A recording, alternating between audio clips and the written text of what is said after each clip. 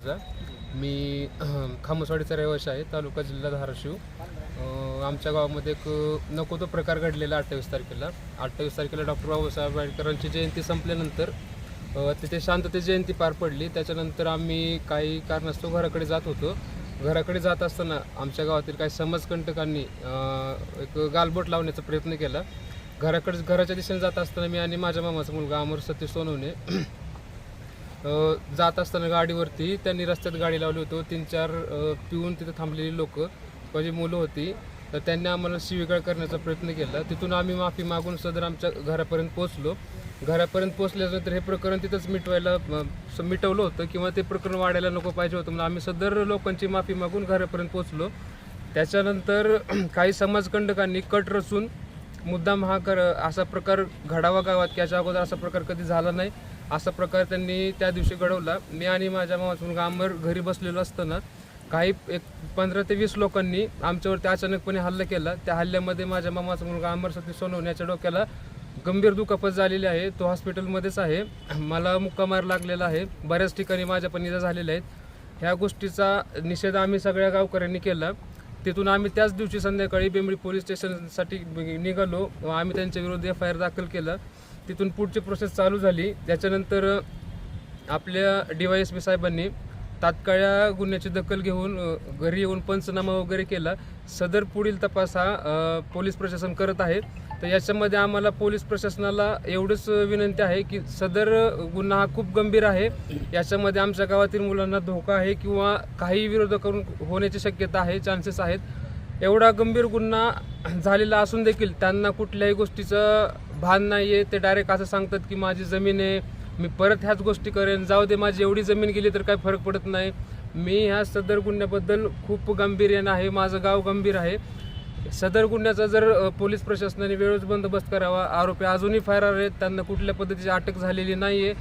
तर मला प्रशासनाला किंवा माझ्या गावाकडून, माझ्या समाजातील सगळ्या लोकांकडून एकच कळकळीची विनंती आहे पोलीस प्रशासनाला की हा गुन्हा खूप गंभीर आहे. माझ्या गावातल्या लोकांच्या दैनिक जीवनावरती परिणाम खूप जोरात होतोय. त्यामुळे प्रशासनाने लवकरात लवकर याची दखल घ्या, आरोपींना अटक करा आणि कठोरातली कठोर कारवाई त्या आरोपीवरती झाली पाहिजे. याच्यामुळं परत असे प्रकार माझ्याच गावात काही कुठल्याच गावात असे प्रकार घडले नाही पाहिजे, हीच मी सगळ्यांना विनंती करतो. माझ्या समाजाच्या वतीने पण मी एक सांगू इच्छितो. माझ्या समाजाला भरपूर लोक हे उपजीविकेसाठी शेळी पालन, गाय पालन किंवा जनावरे पालन करत असतात.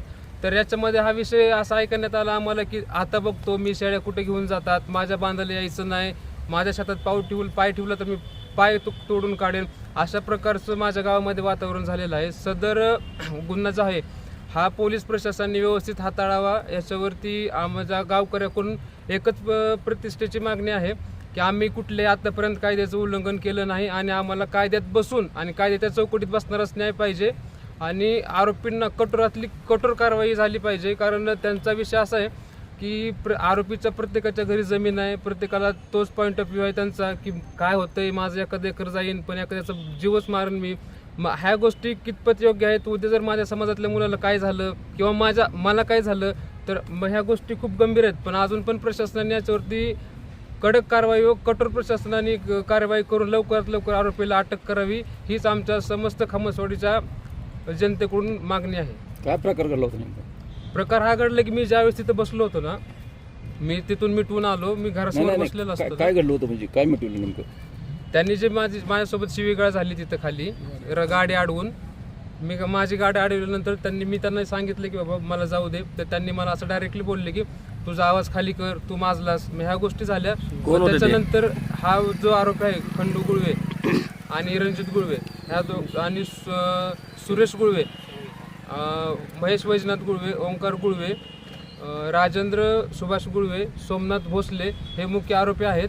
तर बालाजी गुळवे हा सगळ्यात मुख्य आरोपी आहे, कारण तो समजदार माणूस होता. पण त्यांनी ह्या प्रकरणाचा पूर्ण छडा लावून त्याच्या पुढं चौकशी करायला पाहिजे होती किंवा गावातल्या लोकांना घेऊन हा विषय त्यांनी मिटवायला पाहिजे. त्यांनी असं काय न करता मला अमरला गंभीर दुखापत देण्याचा प्रयत्न केला आहे. घरावरती पत्रे फाडलेले आहेत, माझ्या घराचं पूर्ण नुकसान झालेलं आहे, दगडफेक केलेली आहे पूर्ण घरामध्ये. त्याचे व्हिडिओ पण माझ्याकडे आहेत. आणि मी ज्या 14 तारखेला बाबासाहेबांच्या प्रतिमेची पूजा केली होती बाहेर माझ्या घराच्या, त्या प्रतिमेच्या टेबलपर्यंत दगड गेलेले आहेत. मग हा विषय कुठंतरी जातीवाचक आहे. हा विषय थांबला पाहिजे आणि हा विषय थांबण्यासाठी पोलीस प्रशासनाची खूप गरज आहे. यासाठी मला विनंती आहे प्रशासनाला किंवा सगळ्याच प्रोटेक्शन आमच्या गावामध्ये पोलीस प्रोटेक्शन हे दिलं पाहिजे. कारण माझा समाज आहे, माझ्या समाजातील लोक फिरतात, त्यांना ह्या ज्यांनी गुन्हा केलाय त्या लोकांना याच्याबद्दल काहीच दखल नाही. ते एकदम निवांत आहेत, काय होतंय बघता येईल, काय कायदा बिदा आपण बघू, नंतर एखादा एकर जाऊ दे, अजून 2 एकर घालू, ह्या भूमिकेत आहेत. तर ही सदर भूमिका खूप चुकीची आहे. कायदा सगळ्यांसाठी समान आहे आणि कायदा एवढा स्ट्रॉंग आहे याची त्यांना काहीच माहितीच नसल्यामुळं ना एकदम ते बेफिकर आहेत. जे होईल ते बघता येईल, जे होईल ते करता येईल याच्यामध्ये ते आहेत. तर मला एवढीच विनंती आपल्या माध्यमातून की आपण लवकरात लवकर हे प्रकरण सगळीकडे पोहोचवा. कारण आजूबाजूच्या गावामध्ये हे प्रकरण गेलं पाहिजे. माझ्या समाजातल्या प्रत्येक मुलाला याच्याबद्दल न्याय भेटला पाहिजे. एवढीच माझी कळकळीची विनंती आहे. जय भीम.